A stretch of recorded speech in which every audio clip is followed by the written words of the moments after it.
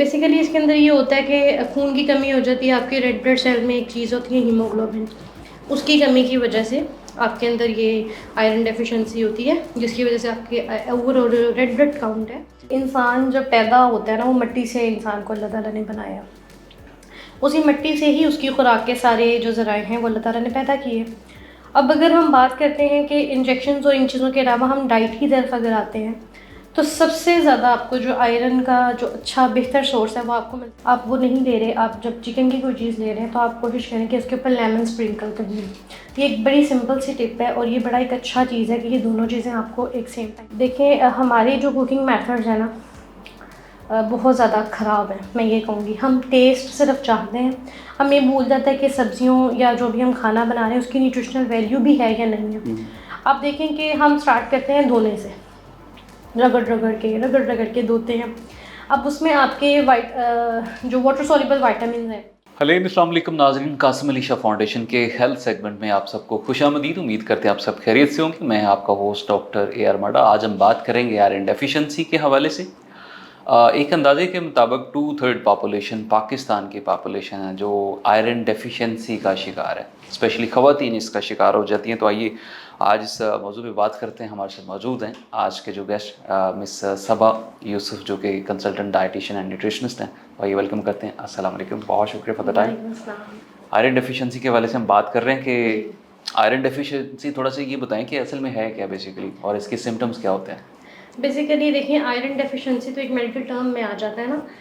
ज़ुबान आम में हम इसे कहते हैं खून की कमी। जी बिल्कुल। और ये बड़ा सुनने को आपको मिलता है और अक्सर माएँ भी कह रही होती हैं, मेरे बच्चे को खून की कमी हो गई है। हाँ, बच्चों में बड़ा कॉमन है ये, इन्फेंट्स में बड़ा कॉमन है ये, मतलब 6 महीने तक के बच्चों में, फीमेल्स में बहुत कॉमन है ये।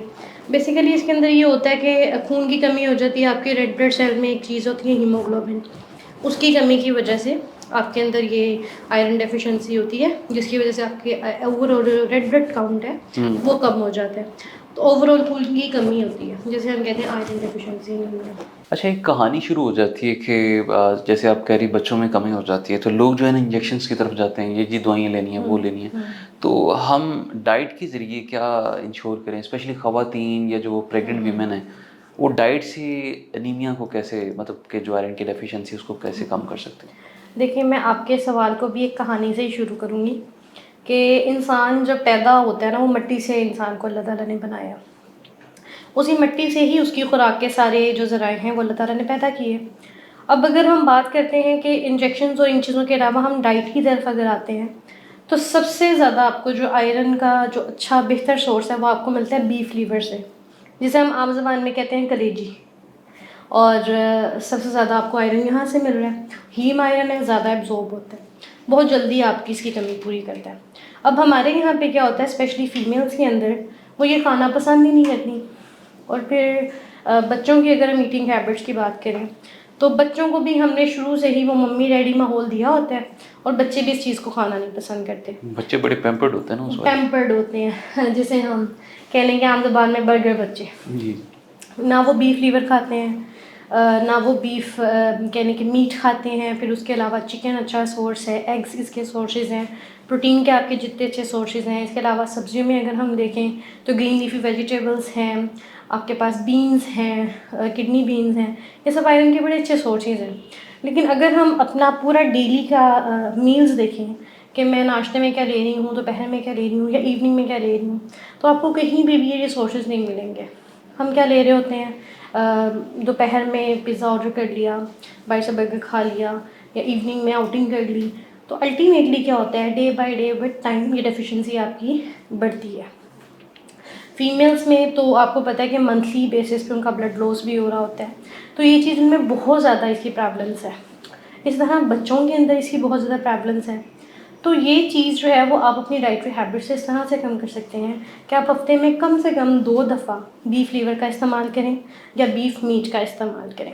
अगर आपको बीफ नहीं पसंद तो आप मटन की तरफ जाएँ। अगर आपको मटन भी नहीं पसंद तो आप एग्स और चिकन एटलीस्ट लाजमी लें। और अगर आप वेजिटेरियन हैं, जैसे कि कुछ लोग होते हैं, तो फिर आप दालें ले सकते हैं। इसके अलावा आप ग्रीन लीफी वेजिटेबल्स ले सकते हैं, जिसके अंदर स्पिनच आ जाता है या दूसरी हरी सब्जियां आ जाती हैं हमारे पास, इनका इस्तेमाल करें। अच्छा, जब आप इन चीज़ों का इस्तेमाल कर रहे होंगे तो आपको ये चाहिए कि आप विटामिन सी के सोर्सेज लें, क्योंकि विटामिन सी आयरन की एब्जॉर्प्शन को बेहतर करता है। जब आप विटामिन सी के साथ लेंगे तो एक साइनर्जिस्टिक इफेक्ट आता है कि वो जो आपका 5% एब्जॉर्ब होना था वो 10% एब्जॉर्ब हो जाएगा। तो विटामिन सी के भी आपको सोर्सेज का पता होना चाहिए कि आप सिट्रस फ्रूट्स लें, स्ट्रॉबेरीज लें, कीवी है इसके अंदर, आपके बेल पेपर्स आ जाती हैं, ये जो शिमला मिर्च हम जिसे कहते हैं, जितनी भी आपकी इस तरह की सब्जियाँ, आप ये सोर्सेज लाजमी लें साथ। अच्छा, थोड़ी बेसिक टिप्स बता दें कि हम डाइट के हवाले से या लाइफ स्टाइल के हवाले से एचबी लेवल लोगों का जो है ना वो कम हो जाता है। 11 से कम आ जाता है, तो आप थोड़ा सा इस वाले से कोई ऐसी टिप्स बताएं कि 11 से कम नौबत ही ना आए। नोबी बनाए, देखें पहले जैसे मैंने पहले बात की कि हफ्ते में 2 दफ़ा बीफ लीवर या बीफ मीट लें। अच्छा, आप वो नहीं ले रहे, आप जब चिकन की कोई चीज़ ले रहे हैं तो आप कोशिश करें कि उसके ऊपर लेमन स्प्रिंकल करनी है। ये एक बड़ी सिंपल सी टिप है और ये बड़ा एक अच्छा चीज़ है कि ये दोनों चीज़ें आपको एक सेम टाइम पे मिल रही हैं। उसके अलावा आप डेली बेस के ऊपर आप कोशिश करें कि जैसे कि रिकमेंड किया जाता है दिन में 2 से 3 फ्रूट्स लें, तो आप कोशिश करें कि इस तरह के फ्रूट्स लें जो कि विटामिन सी का बड़ा अच्छा सोर्स है। उन फ्रूट्स के साथ आप डेली बेस पे चिकन आप डेली ले सकते हैं, क्योंकि वो मीडियम फैट है। तो आप दिन में 2 दफ़ा कम से कम आप चिकन का सालन ले लें। चिकन का आप पाम साइज़ लें और उसको दोपहर में इस्तेमाल करें, या आप उसकी चाट बना के खा लें। सिंपल सी टिप्स हैं। आप चिकन नहीं इस्तेमाल करें, कुछ लोग जैसे अवॉइड करते हैं हार्मोनल उसकी वजह से, तो आप एग्स ले लें। कम से कम आप अंडे दिन में 2 लें। नाश्ते में आप अंडे लाजमी लें। तो नाश्ते का ये होता है कि आप भरपूर नाश्ता करें, अंडों का इस्तेमाल उसमें लाजमी करें, साथ आप ग्रीन लीफी वेजिटेबल्स ऐड कर लें। ये सिंपल सी छोटी छोटी चीज़ें हैं कि आप छोटी छोटी चीज़ें ऐड करते रहें डे बाय डे, और अल्टीमेटली आपका ये लेवल मेंटेन हो जाता है। अच्छा, ये कहा जाता है कि कोल्ड ड्रिंक्स या टी चाय ये आयरन अब्जॉर्प्शन नहीं होने देते, बिल्कुल। तो क्या फिर हम कोल्ड ड्रिंक्स या चाय छोड़ दें?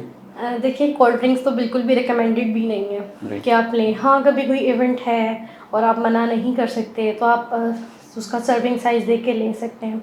लेकिन कैफ़ीन, क्योंकि हमारी पाकिस्तानी अवाम चाय के बगैर रहती नहीं है, तो उसमें ये है कि आप थोड़ा सा स्टाइल, अपना लाइफस्टाइल बेहतर कर लें।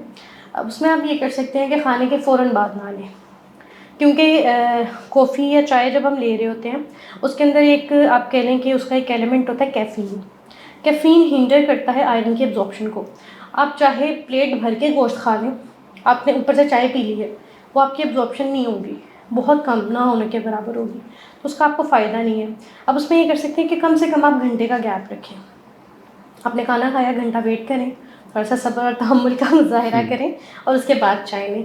तो ये है कि वो इफ़ेक्ट नहीं करेगा। और कैफ़ीन का इंटेक भी आपने देखना है कि पूरे दिन में आप कैफ़ीन ले कितना रहे हैं ना।